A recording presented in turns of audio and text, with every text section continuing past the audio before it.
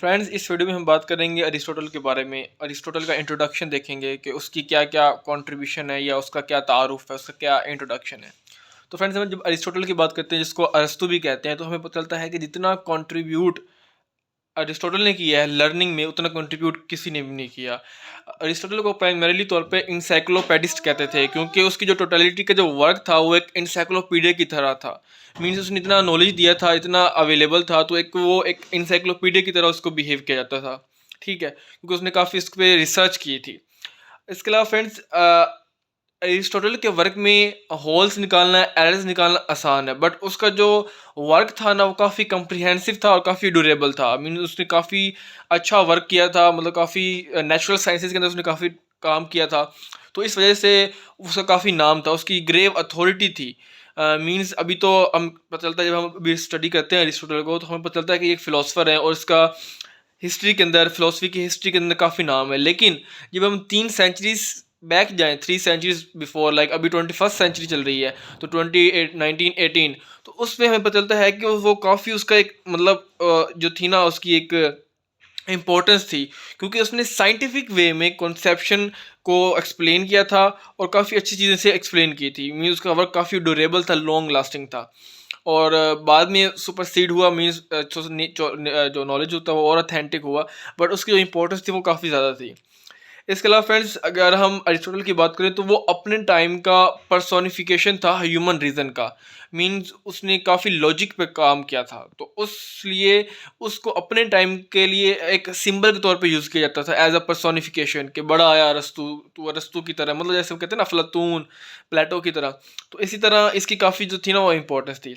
Further हम देखें तो हम कहते हैं इसने इसने काफ़ी डिसिप्लिन्स के ऊपर काम किया था, बायोलॉजी के ऊपर काम किया, एथिक्स के ऊपर काम किया, लॉजिक के ऊपर काम किया, एस्थेटिक के ऊपर काम किया, पॉलिटिक्स, फिजिक्स और साइकोलॉजी। ये जो सब्जेक्ट्स है, इस पे उसने काफ़ी काम किया था। ठीक है, अगरचे उसके वर्क के अंदर काफ़ी होल्स हैं, एरर्स हैं, बट उसका जो ओवरऑल वर्क है वो काफ़ी कम्प्रीहेंसिव है। मीन्स इसको फादर ऑफ साइंस भी कहते हैं, पॉलिटिकल साइंस भी इसी वजह से कहते हैं, क्योंकि इसने साइंटिफिक स्टडी किया है, साइंटिफिक कॉन्सेप्शन जो है वो दी है। फ्रेंड्स, अगर हम आज के दौर की बात करें, तो अरिस्टोटल का काफ़ी एक सिग्निफिकेंस है। आज अगर हम पॉलिटिकल साइंस पढ़ते हैं, तो स्टार्टिंग पॉइंट में हमें अरिस्टोटल को पढ़ना पड़ता है, प्लेटो को पढ़ना पड़ता है, ठीक, सोक्रेटिस को पढ़ना पड़ता है। तो इसको स्टडी करना लाजमी होता है, इनके थॉट्स को पढ़ना, इनकी फिलोसफी को पढ़ना बहुत ज़रूरी होता है। नेक्स्ट हमें पता चलता है कि फ्रेंड्स, की जो अरिस्टोटल था वो डिसाइपल था प्लेटो का। मीन्स पहले आता है ना सोक्रेटिस, उसका डिसाइपल होता है प्लेटो, प्लेटो का डिसाइपल होता है ये एरिस्टोटल। डिसाइपल मीन पपिल, शागिर्द, स्टूडेंट, वो होते हैं। तो ये इसका प्लेटो का डिसाइपल था, स्टूडेंट था, इससे मतलब उसने लर्निंग की थी, सीखा था। और उसके बाद इसने बुक लिखी थी पॉलिटिक्स। तो इसकी जो बिग बुक थी ना पॉलिटिक्स, वो एक मास्टरपीस थी। मींस बहुत ही एक कह सकते हैं कि हॉल मार्क था, काफ़ी एक अच्छी अचीवमेंट थी, काफ़ी एक बेहतरीन काम था।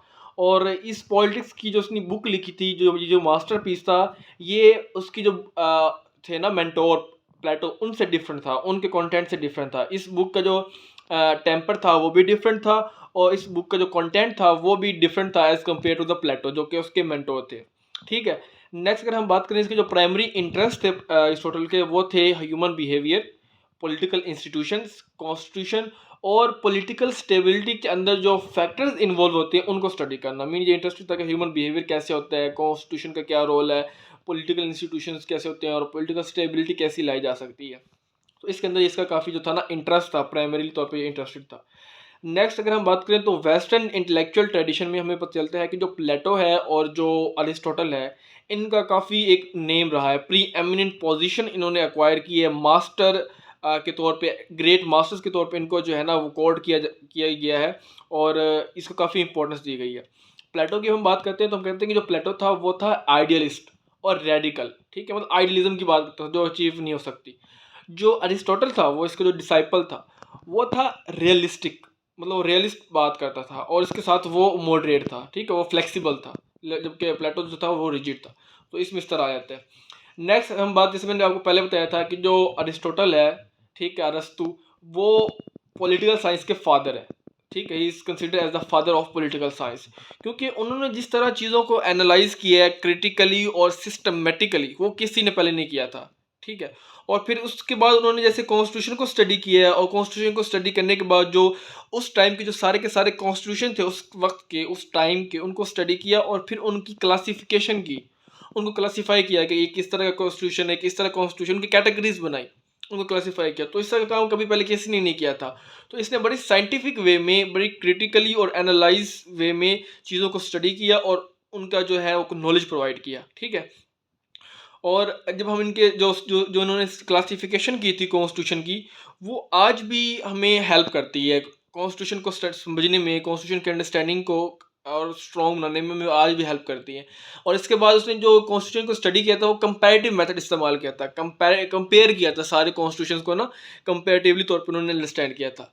तो ये जो कंपैरेटिव मेथड है ये आज भी हमें हेल्प देता है चीज़ों को समझने में, ये आज भी रेलिवेंट है। और आज भी हम जब स्टडी करते हैं कॉन्स्टिट्यूशन को तो हम कंपैरेटिव करते हैं, कंपेयर करते हैं, कंपैरिजन ड्रॉ करते हैं कि ये कॉन्स्टिट्यूशन इस तरह है, ये पार्लियामेंट्री है, ये प्रेसिडेंशियल है, ये मोनार्किकल है, ये ओलिगार्की है, ये एरिस्टोक्रेटिक है, ये कम्युनिस्ट है।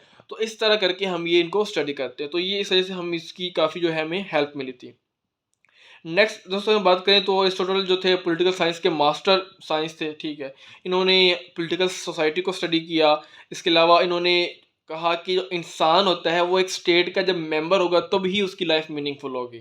अगर वो स्टेट का मेंबर नहीं है, अगर वो सेपरेट है तो उसकी कोई लाइफ नहीं है, उसका कोई मतलब अच्छी लाइफ नहीं है। वो कहता था कि human is a political animal and social animal, कि इंसान एक सोशल एनिमल है, वो अकेला नहीं रह सकता। He has to live in a family, in a group, in a faction, in a community और इन अ स्टेट, ठीक है। तो वो ये कहते थे अरिस्टोटल साहब। नेक्स्ट जैसे कि प्लेटो बात करते थे कि रूल ऑफ फ्यू होना चाहिए, कुछ लोगों का रूल होना चाहिए। इसी तरह अरिस्टोटल भी ये कहते थे कि अरिस्टोक्रेटिक रूल होना चाहिए, जो कि पावर को एक्सरसाइज करें, ठीक है, और एक लोगों को बेनिफिट मिले। लेकिन वो इस चीज़ में भी थे कि जो आइडियल है वो उसको अचीव करना मुश्किल है, क्योंकि ये आइडियल जो था ना प्लेटो का कॉन्सेप्ट वो आइडियलिस्टिक था, जैसे हमने पहले बात किया। तो इन्होंने रियलाइज़ किया कि हमने आइडियल जो चीज़ को अचीव करना मुश्किल है। हालांकि इनका भी यही था कि रूल ऑफ फ्यू, कुछ लोगों का रूल होना चाहिए, ठीक, अरिस्टोक्रेटिक रूल होना चाहिए।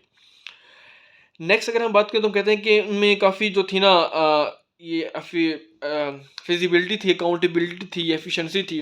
तो अरिस्टोटल जो थे ना वो क्योंकि वो जो दूसरे मैंने बताया था वो काफ़ी रिजिड थे, लेकिन ये काफ़ी फ्लेक्सिबल थे, इनके अंदर फ्लेक्सिबिलिटी, फिजिबिलिटी थी।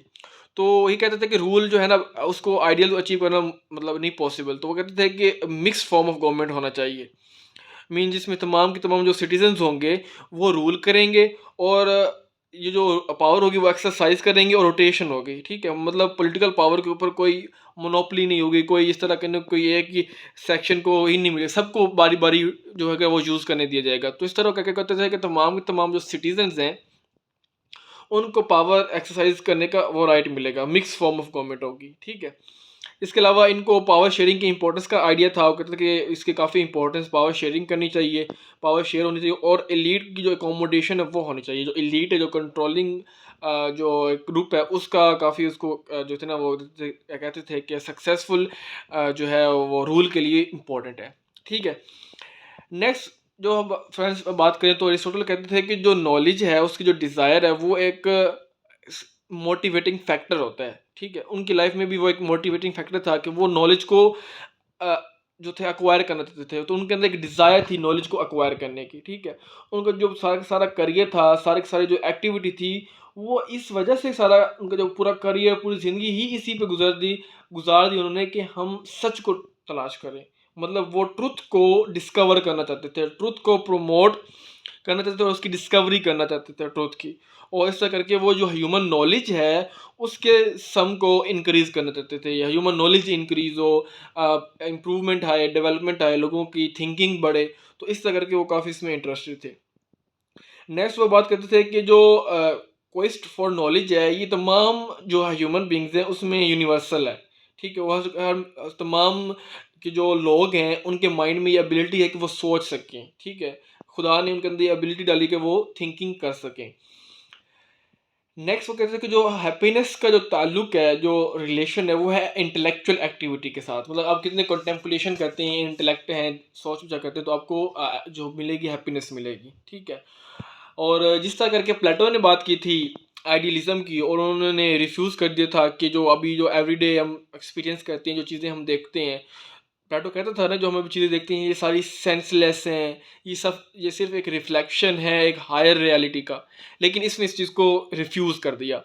अरिस्टोटल कहते हैं कि ऐसा चीज़ नहीं है, ऐसा नहीं है कि ये सारा सेंसलेस है जो अभी हम रियलिटी में देखते हैं एवरीडे, हम जो एक्सपीरियंस करते हैं चीज़ों को, कोई भी चीज़ देखें, वो कहते थे कि ये सेंसलेस नहीं है और ना ये रिफ्लेक्शन है, ठीक है। वो कहते थे कि ये एक लॉजिक है, ये एक रियलिटी है, इसकी इंपॉर्टेंस है, तो वो लॉजिक की बेस पे चीज़ों को डिस्क्राइब करते थे और वो काफ़ी चीज़ों को अंडरस्टैंड करते थे और उनकी रीजनिंग देखते थे, उनकी ऑब्जर्वेशन करके एक्यूरेट वे में उसको डिस्क्राइब करते थे। तो फ्रेंड्स, ये था हमारे पास अरिस्टोटल का इंट्रोडक्शन, और होप सो आपको अंडरस्टैंड हो गया होगा कि अरिस्टोटल का क्या थिंकिंग थी, उसके बारे में क्या उसका पॉइंट ऑफ व्यू था, वो किस तरह के इंसान थे। तो फ्रेंड्स, हम मिलते हैं नेक्स्ट वीडियो में, टिल देन गुड बाय।